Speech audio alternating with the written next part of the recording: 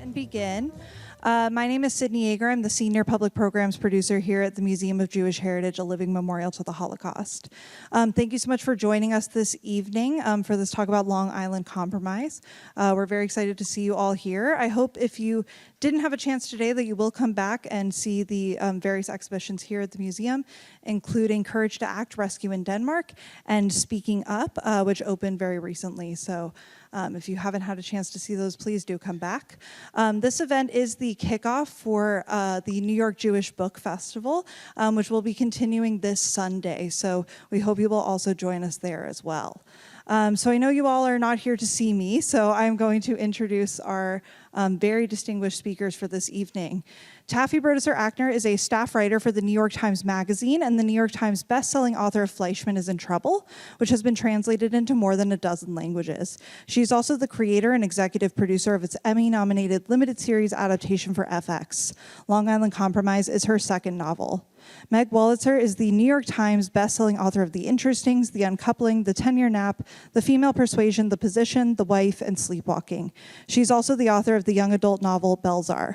Wolitzer lives in New York City. So now let's welcome Taffy and Meg.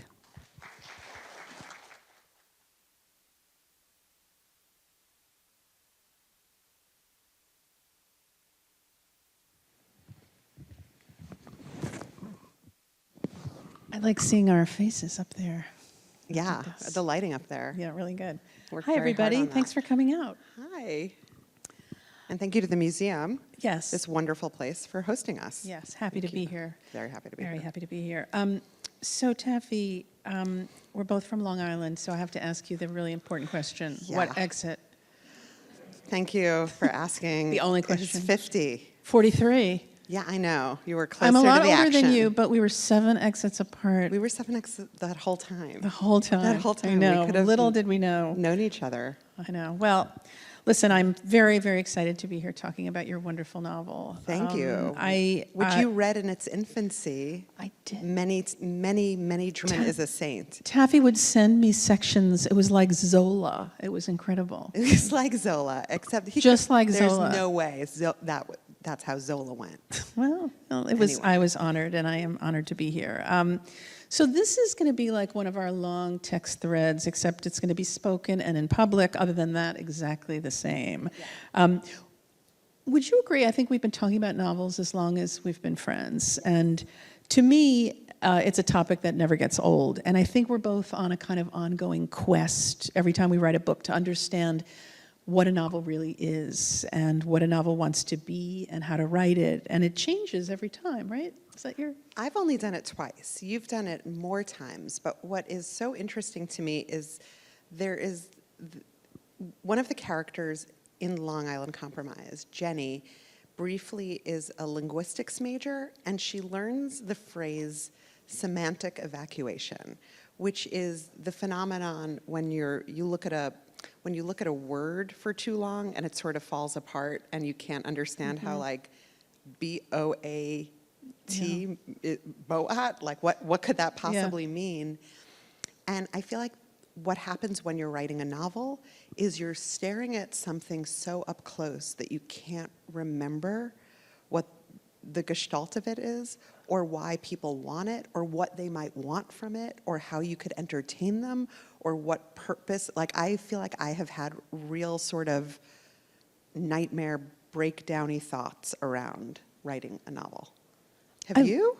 No. Yeah, but Never. You have, I feel like your novels feel like that you knew what you were doing from the first page. Well, it's the trick, it's the trick of that, but there's a lot that goes into it. But I love this idea of semantic evacuation. I'm going to sort of use it at the next dinner party I go to. I think that this notion of seeing things up close, the granular way of looking at a novel versus the big thing. And I want to talk about the big thing because this book, And first of all, how many people here have read Long Island? Oh, great. I'm going to have to ask the rest of you to leave. This is just for us. This is just It's for been us. out quite a while if you haven't read it yet. No, that is the nice thing, that when most people in the audience have read a book, Yeah, then, thank you. because you can really talk about it in a different way. I often find if I'm the interlocutor for somebody and the book has just come out, but enough time for people to quickly and excitedly read it, you have to kind of thread that needle between not ruining it for those who haven't read it, but not boring those who have. These people are ready for it to be ready ruined. They're really ready for it to be ruined. I could feel it in this audience. So from a large scale, muralistic, as opposed to the Chuck Close, up close look, in the New York Times Book Review, on the New York Times Book Review, because it was the cover, Sloane Crosley said of your novel, sprawling yet nimble, this is her big American reform Jewish novel. Tell me what that means to you in a big way. I mean, I guess I never set out to write anything that was Jewish or reform. I was actually, the one quibble I had with that, which you should never quibble with a review that doesn't... With a rave. Yeah, I have not said this publicly yet. I think they're conservative Jews that I don't... Why didn't you write a letter? I should write a letter to complaining. the editor, right? I should probably protest or something. What it meant to me was the idea that Jews as Americans are not necessarily represented in a big and intentional way. And it makes me ask myself, was I even doing that? I think when you're writing about people, you look for specificity everywhere. And these were just the people I knew, right? Like, I know these kinds of people, and you have to assign people traits. Like, you talk about what's the big thing you're trying to say.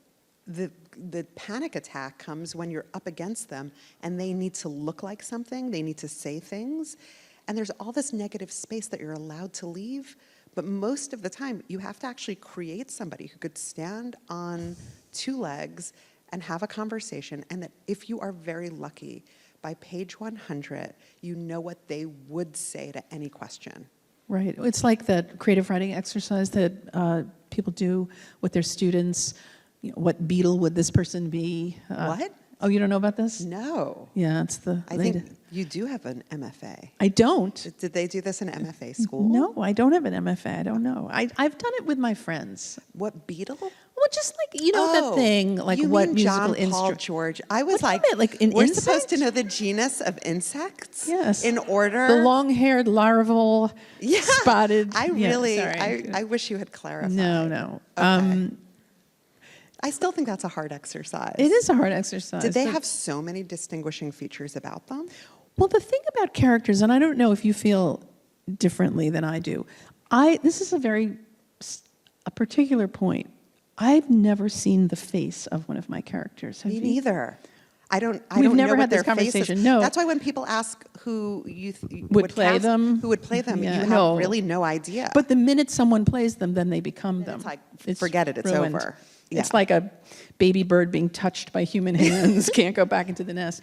But isn't it, I think all writers feel this way, that they don't see the Oh. face. What does that mean to you?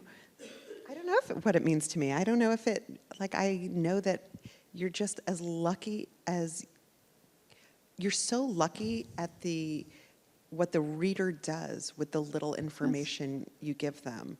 They take the person and they know what brown hair means to them, and they know what height means to them, and they know what like animal energy means to them, and they are the ones who assign, which I think is why so many adaptations are so disappointing to people, because that's not it's- what you were it's not your picturing, and the book version. is such an internal, personal pleasure, Well, the novel... which is why they endure. The novel is, in a sense, a collaboration between the reader and the writer, right? And Yeah, and it's why, by the way, TV is so much easier to watch than it is to read a book. But then you're reading a book, you're having this experience together, and the reader is really doing a lot of the work. I know, I love that.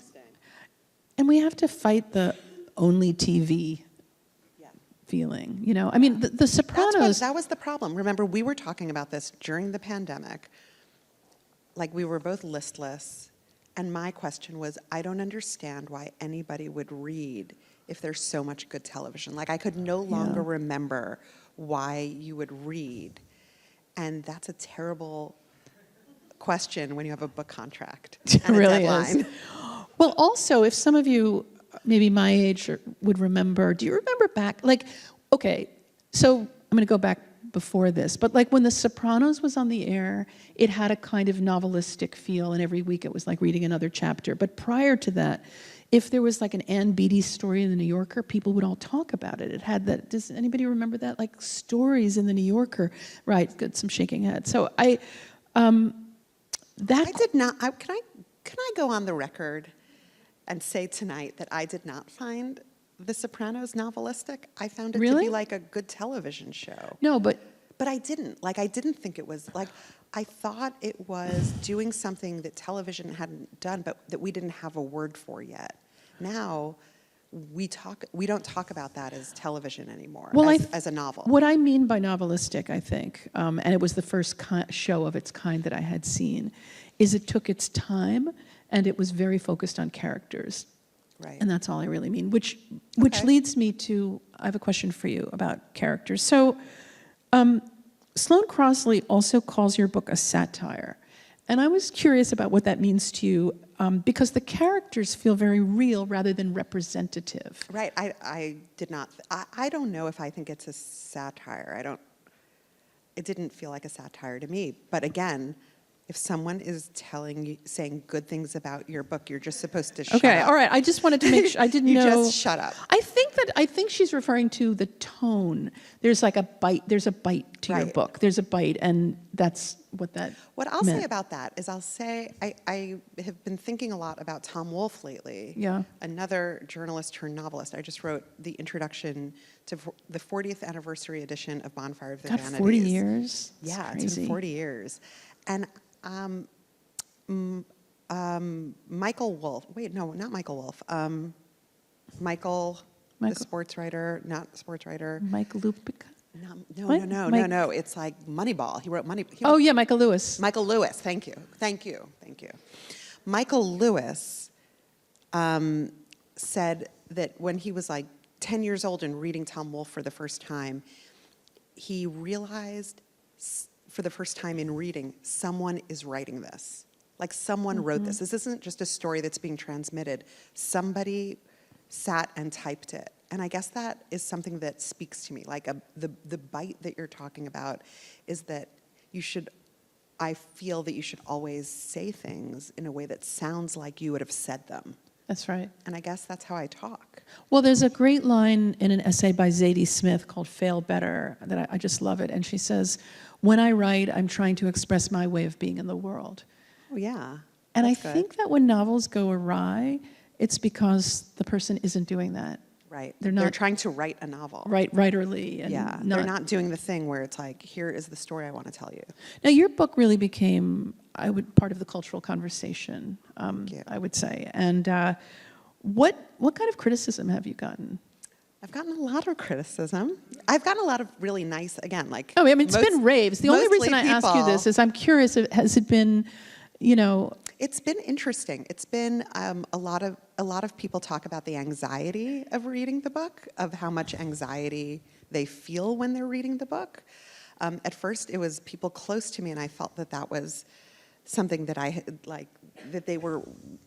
The things that were familiar to them in the book were making them anxious. But mostly what I've heard from people is I had to put it down several times because it was making me insane.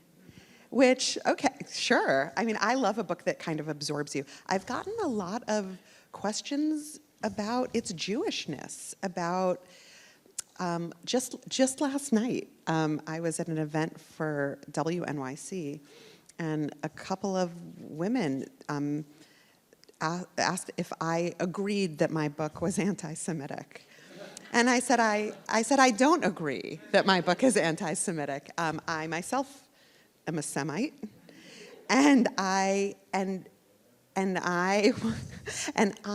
think that, like, it's a strange question that reminds me a lot, bear with me here, of Another question I got about 2 years ago, around this time constantly, which is that the Leonard Bernstein movie was being shot, right?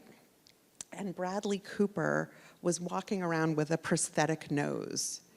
And people were calling me and saying, do you have a comment? As a Jew, do you have a comment on this, they called it Jew face, which I thought was amazing. Jew face. And I said, you're asking me to be offended that this handsome man marred himself by making him look more like me. That's what my nose looks like. And I feel that way about this book, is that there are so many people who say to me, this is my family. I mean, the people who had to put it down, this is my family. I know these people. And then there are other people who say to me, are you a self-hating Jew? And I always say, I hate myself, but not because I'm Jewish. And I think the answer to it is if you think this is an ugly portrayal of Jews, it might be that you don't like Jews very much. Mm-hmm. That's how I tend to think about it. But I'm open and listening. But I think this is a problem that goes back to Philip Roth, of our general concern about how we are conveyed in the world and what we say in private and what we say in public. And a book is a public thing. How is that? I mean, we've both talked about mid-century novels that we love so much. How have things changed since then? Yeah. For just as in novels? Yeah.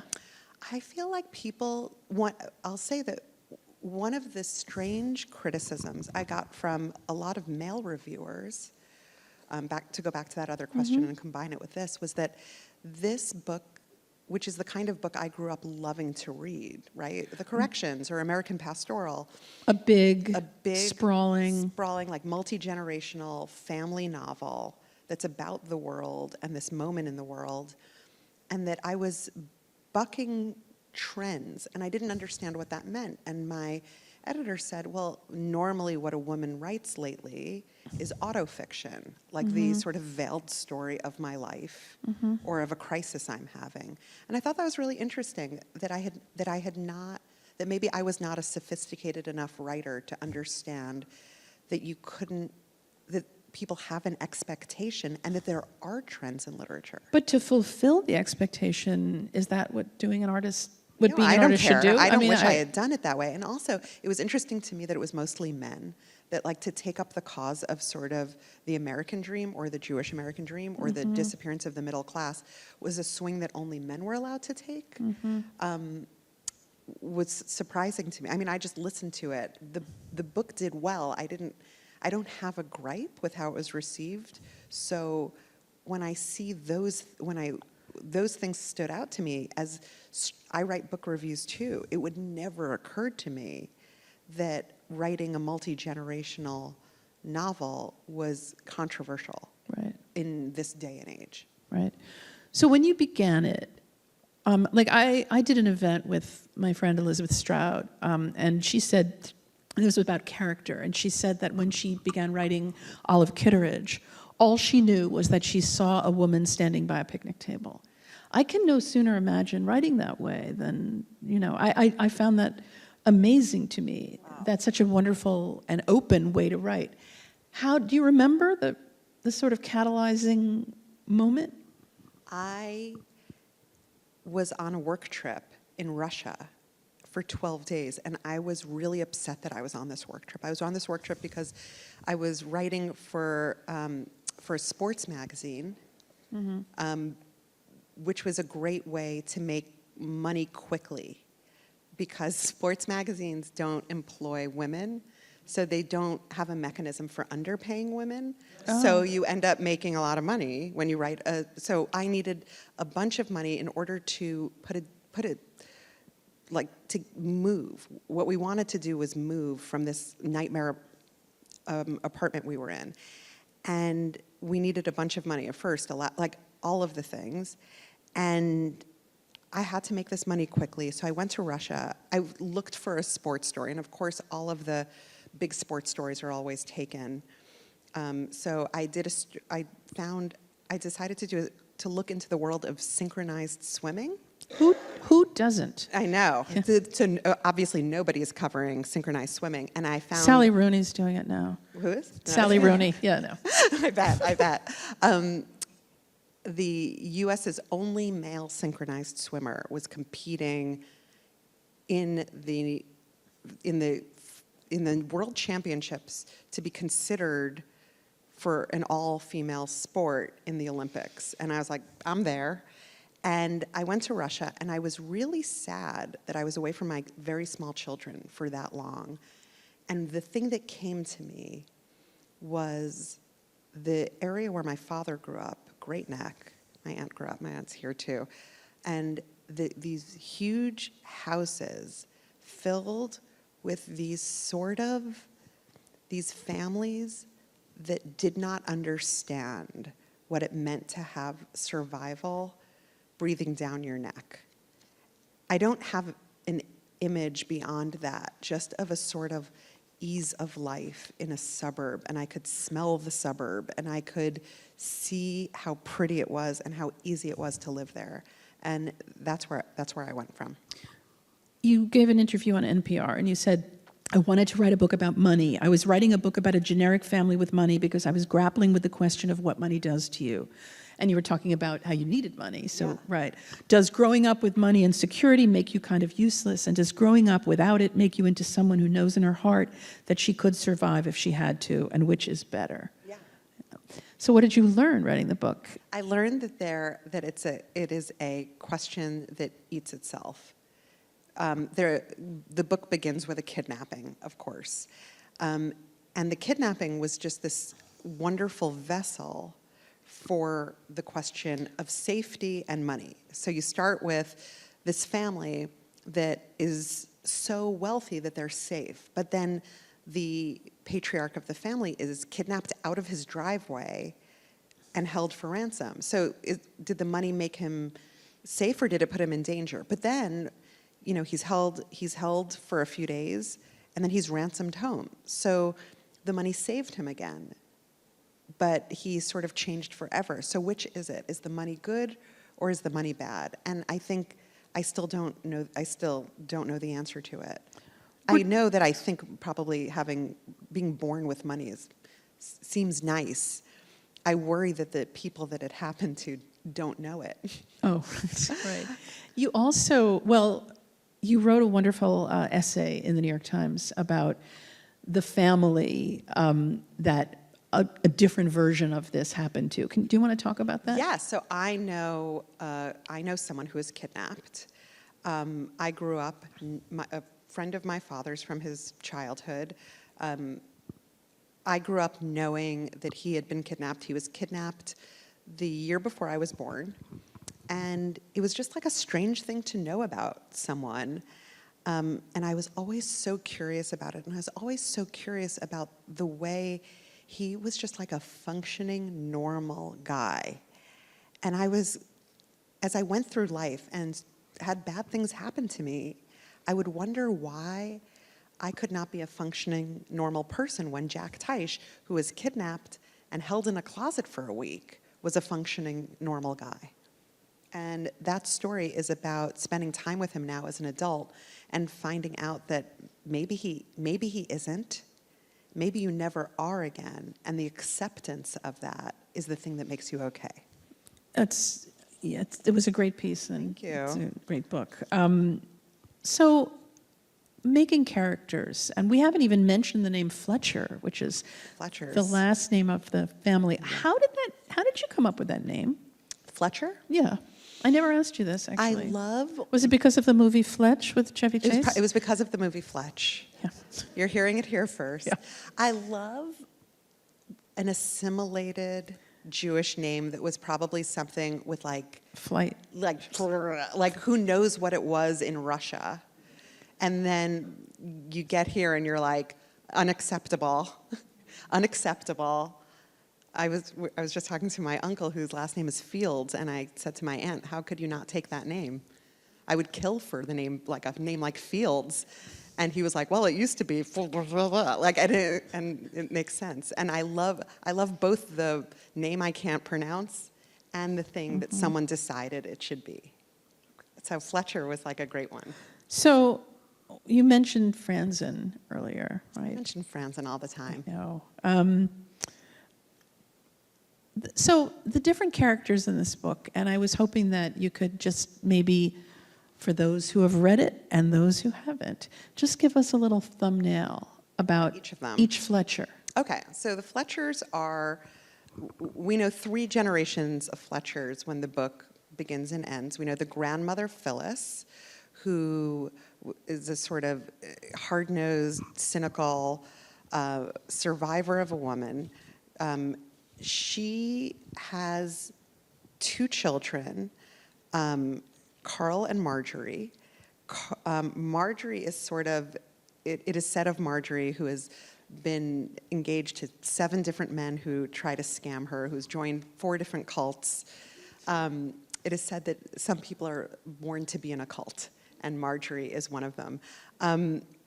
Carl, on the other hand, is a dutiful son who works in his father's styrofoam factory, which is where the family fortune comes from. He marries Ruth, who is a young woman from Brooklyn who's very poor. He marries her. She marries him in order to achieve some sort of safety, to make sure her children never have to fear the way she has. And they have 3 children together.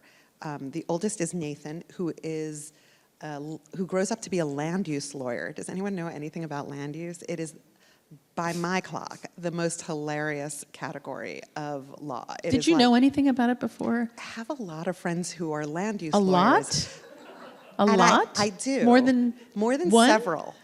And I sometimes would overhear them talking, and I would say, this is insane. When I wrote Fleischman, I had to rely heavily on a doctor friend to help me through the medical stuff. Just overhearing the bonkers land use conversations, I was able to write about land use, and it's like weird, like the way it takes your sort of Talmudic inheritance, and it's like, I know, I could make that church into a daycare center that also sells alcohol. Like it's quite amazing, land use law. He's a land use lawyer because he doesn't want to have to go to court a lot, and he just wants to file paperwork. It's the paperworkiest of all the laws, which is how I talk because I didn't go to law school. And he is Nathan, the oldest child, who remembers the kidnapping very well. We start with the kidnapping in 1980, but the action of the book takes place now. He's afraid of his own shadow.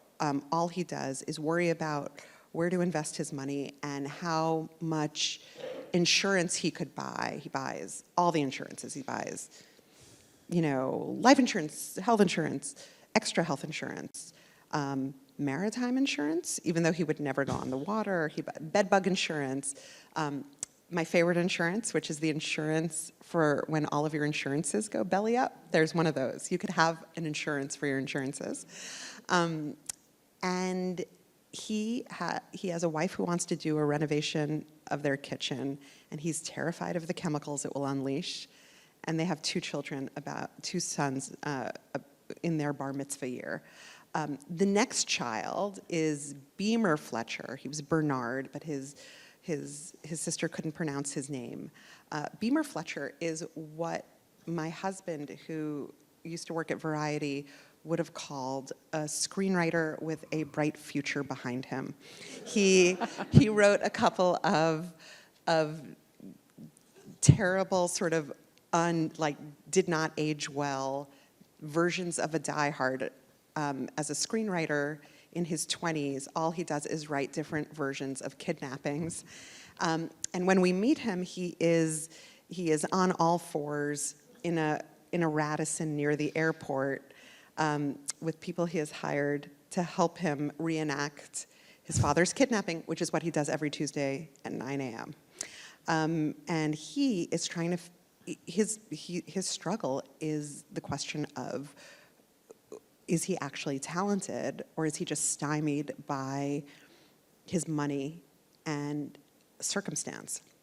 And then there's the third child, Jenny Fletcher, who was in utero at the time of the kidnapping. All she wants is to figure out from a very young age who she would have been if she hadn't been born into this family, which I think is one of the essential questions that every single person in this room has, is who would you have been if you weren't born into this family? And also, who would you have been if this big thing hadn't happened to you? Like, everyone could probably think of, who would I be if we didn't have this big thing happen to us? Was it a divorce? Was it, having like a young death of a parent? Whatever it is. She goes off to try to figure out a way to make sure the money doesn't spoil her, but makes her into someone who's additive in the world. And as a result, she becomes paralyzed by it. She has 9 different majors, gets 7 different degrees, finally becomes, stays on the Yale campus and becomes a worker at the Yale Union, which is enough to upset her mother, finally causes a reaction from her mother, who all she wanted was for Jenny to get a nose job, blow her hair out, have some children with the accountant that she was dating. And when we meet Jenny, she's trying to give all her money away just to see what it would be like to be a real person, which is the kind of bonkers idea I've seen rich people have. Why are we so obsessed with money in novels and television and film? I guess it's like a primal question, because it holds the place of so many things. It's like money in this society is about survival. And we are at this point in society, in late capitalism, where the thing that was promised to our grandparents and to our parents, which did come true for them, which is if you work hard, you could accumulate, is no longer true. And I think that's creating a crisis. I think the actual challenge of it is what happens to you once you successfully write about money. You become someone who has some money, and then you can never, if you ever talk... Stand-up comics who are beloved, and then all they can write about is that. It's terrible. It's terrible. I feel for them. Yeah. Someone once said to me, "I wish you failure. It'll be the best thing that ever happened to you." And I said, "That's so mean." Like, what a weird platitude. It's a really weird thing. What a cruel thing to say. I know. You have this line, that what you said before about Jenny wondering who she would have been. There's this great line. There was no answer to the question of who the Fletchers would be if Carl hadn't been kidnapped. It not having happened wasn't one of their options. The only thing worse than realizing that it was the question with no answer would be to mull over inside your head forever and ever and not realize that your life was passing by at the same exact rate it was for people who weren't obsessing over questions like that. What could they be? What would they be like if this hadn't happened? What did it matter? It had happened. And you couldn't reason your way out of that one basic fact. That's a profound idea, really, that instead of trying to find workarounds in our lives, to sort of look at our lives and say, this is it, it's part and parcel. Yeah. I use phrases like part and parcel. That's why they pay me the medium bucks, right? Part and parcel. Part and parcel, it's a good one. Zadie Smith in that essay also has a line about when she finds herself using the word rummage and purse in the same sentence, knowing that you got to step back and do it. But I did a reading in the UK. I was asked to read a page, and the audience, I haven't read this book in a very long time, obviously. Yeah. And the audience had to watch me deal with the fact that I used the word boisterous twice on one page. Oh, did you just realize it? Was it the worst day of my life? It was the worst day of my life. You just realized it then? Yeah, it was the worst day of my life. The worst thing, though, have you ever had this experience where you give a reading and you decide to change a word, and then you realize 1 second later why you didn't use that word? And it's a house of cards, and people have to watch you. Yeah, watch you fall apart. Yeah. Yeah. I'm sorry, there was a question. I don't know. Yeah, okay. I don't know. It was better that way. It was better that. Let's talk a little bit about novels. Again, you've been so busy, you're flying around. I don't get my novel fix from you.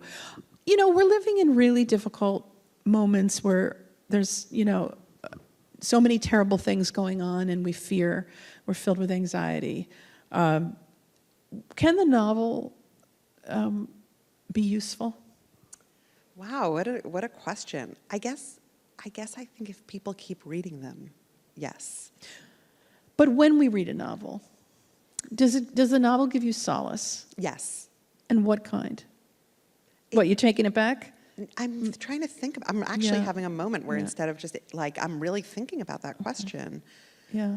Can you answer it? Like, do you think the novel can help change things still? I don't know that I don't know if a about, novel I can don't do that anymore. Well, like a book like Hard Times, where that then changed child labor, made child labor laws happen. I don't think I mean anything like that, or even change per se. But when I was the guest editor of Best American Short Stories in 2017, which meant I was reading the stories in November of 2016, and they were all over my floor of my office. And the night that Trump won, my husband was like, "I'm going to sleep." I'm like, "You can't leave me." He's like, "Yes." So, leave me to be awake alone. And I had all these short stories in piles that I'd been, this one, and I went and I looked at them and I thought, how am I going to go back and care so deeply about which one goes in and how to choose them? How will I care about literature in the same way? And I think I realized that it was using the reading experiences of the past as a way to inform the reading experiences of the present and the future. Reading has always given me so much. I mean, reading it's an intimacy in a world that can feel so without it. When I can't read, I know something is wrong. And very often I can't read. But I have a sad answer to your question, which is that this strange thing started happening on social media during a lot of the chaos, and especially during COVID. People saying, "I don't ever want to read a novel about this period of time." Oh, yeah. And people would say it over and over. And it was so strange to me because the novelist's job is to sort of metabolize the moment and to present it.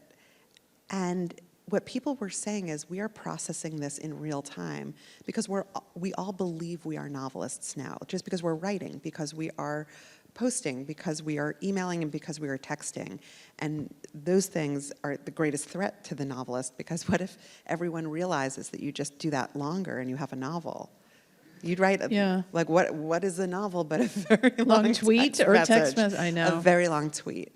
But it was disturbing to me that people were no longer looking to novelists to say, like, what will you tell us about this period of time? Not me. I mean, I would love to hear.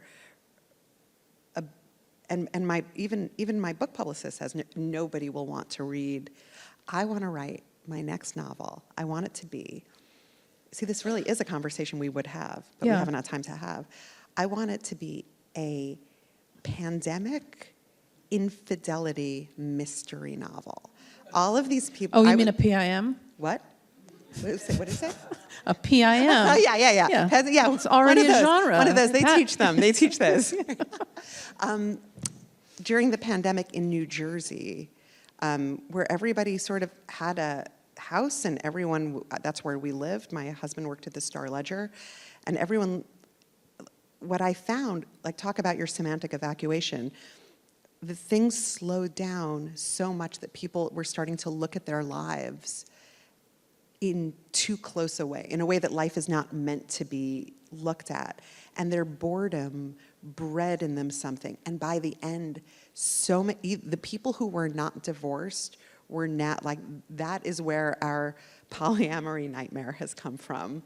That people were just like, is this what I did? Is this my life? It's like the last scene of The Graduate in perpetuity. It's like all these people on a bus, like, I can't believe I fell for it. And I want to write about an infidelity that you don't know who cheated, and it all takes place in this period of time. And COVID's a clue. Like, nobody had COVID, but then 2 people did. It was them. Taffy. Like COVID as sexually transmitted disease. Will anyone read that? Thank you, thank you.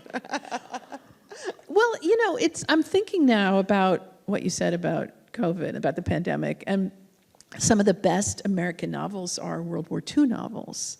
And So people wanted that back then. And how about those Vietnam movies? Like, how about the Deer Hunt? People wanted that. well, And now? what's the difference? I'm telling you, I think it's because everyone thinks they're processing everything. Well- Everyone is processing at such a hyper articulate speed right now. Oh, so you really think that's the... I really think people have processed it. They have said it, they have seen it. The rate at which, think about back then, a newspaper would come out, it would have the news, it would have some opinion, a magazine would come out once a month, a novel would come out 3 years after the thing. Things were slower then, and now you just have people like, here's a 20-tweet thread on how I feel about the pandemic. Who wants it anymore? But I hope you guys. My friend, the novelist Mary Gordon, though, said that the novel is the opposite of the tweet. And I think it's true. I mean, I don't know what I need a novel to say or teach me. Mm-hmm. I just want to be in it. And I've never wanted to be in particularly a short thing online. Have you? Like, I don't, that feeling of being in the world. Like, we get that, to bring this around to you very, oh so gently. I want to be in your novel. I want to be in that feeling. Do you know that feeling like when you're coming back to a novel at the end of the day and it's waiting for you and you know that you're going to have a particular feeling being in that book? It's like immersion. Well, yeah. I mean, it's like because novels and different writers have a different, you feel something. I consider it being like room temperature changing. Like, I would know your prose anywhere, which fascinates me, that it's sort of like recognizing your child. Like, when my children were little, if I saw my child across a playground, I would pick his face out, right? Like, I would know your sentences. Oh. And I don't really know how that works, but... I don't either, but I feel the same way. Really? I mean, I feel this certainly about your novels. I was just reading Operation Shylock. Oh, wow. When is the last time anyone else read Operation Shylock, or is it just me? Well, it's not one that people... I know. Yeah. And I picked it up, and it was... How was it? It was amazing, and I would have known the sentences everywhere. Anywhere. Yeah. Like 40-word sentence. I know who did that. Okay. Is it... Okay, Like with Roth... A 3-page paragraph? Oh, I know what that is. Would you write a 3-page paragraph? If someone would let me. My editor is always like, you should indent here. I think you should do what Sally Rooney does and like not have quote marks, but have those dashes. Those dashes. Super. Like would give you like a European. I think that sometimes when people do messy things with like they don't use punctuation at all, it really changes your reading experience. It like, I don't know if I like it, but it makes it even more immersive. Like you're in a totally different... Wait, what do you mean? Your metabolism has changed. Like sometimes people don't use quote marks. Right. Sometimes people just italicize thoughts. I think there are things that change your metabolism as you're reading it. What you're calling room temperature, I think. There's I call actually metabolism. something in my experience for writing that can be really useful, and this is changing the font in a draft. It looks like, ooh, Palatino, this is pretty good. No, because you need to, Ezra Pound said that line, make it new. We need to make it new for ourselves when we're writing throughout the whole writing experience, right? What, is anybody here writing or trying to write or? Yeah, okay. Be very proud of that. No, definitely. We're going to take questions in a minute, but what would you say to somebody trying to write in this climate? What kind of advice do you have for writers? I would say that questions like this were being asked when I was 16 and going to events like this. I always think when people talk about the collapse of things. Oh, I didn't even just mean the collapse of things. I just meant the climate, the general climate. The general climate of fiction today and what it means. Fiction today. Yeah. I don't know what my advice would be. I don't know. I think I need a more specific question. Okay. If you were starting to write now, and you wanted to write a novel, would you bear anything in mind or no? No, because I'm so mystified by my own experience, which came after writing hundreds of articles. Like I was so set as a kind of writer that what I wanted was the direct transfer of my voice into a novel and the kind of story I would tell. Like, I wanted something that felt like a story I was telling you that I couldn't tell you in a magazine story. Right. And I guess I feel like maybe that's what I would say, is that you should have real intention, because you can always go back to your intention. If you're writing something, you can always go back to, what was I trying to do in the first place? That's absolutely great. I realized that we didn't even mention the word, we didn't talk about television in terms of your writing, Fleischman. Okay. We didn't talk about Fleischman. What are you going to say? I don't know. Said. We didn't talk about your bat mitzvah. I don't know. We didn't talk about my bat mitzvah. I didn't have a bat mitzvah. That thing that happened. Yeah. We didn't talk about it. You are a woman of many. You wear many hats. I'm really just a writer. Your profiles. I mean, we will get to these questions very momentarily. But so do you? Do you think that you're just the same writer, whether you're writing profiles, television, novels? Yes. Okay. I do. That's what I thought. That's all I think that's all If you'd I said am. no, I got nothing. Because I think that's actually the advice that I would give, which is that what would you be doing anyway? Like, what are you thinking about anyway? People say to writers, write what you know. I think it's write what obsesses you. Yeah. But there's one way to know that nobody wants to do, which is look at everything you've Googled for the past 24 hours. It's like a nightmare. It's a nightmare. For me, it would be a combination of Virginia Woolf and Does This Mole Look Suspicious? And that is not really a novel. Okay, last night, I went to an event at a library where I wore similar plaids and I answered fancy questions. And then I went out for a very late dinner with a fancy director who is directing a very literary script I wrote. And we had one glass of wine before we turned to The Real Housewives of Beverly Hills. And that was when we just became alive.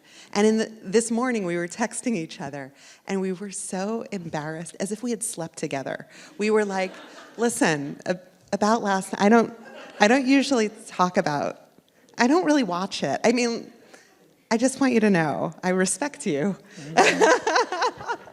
I know.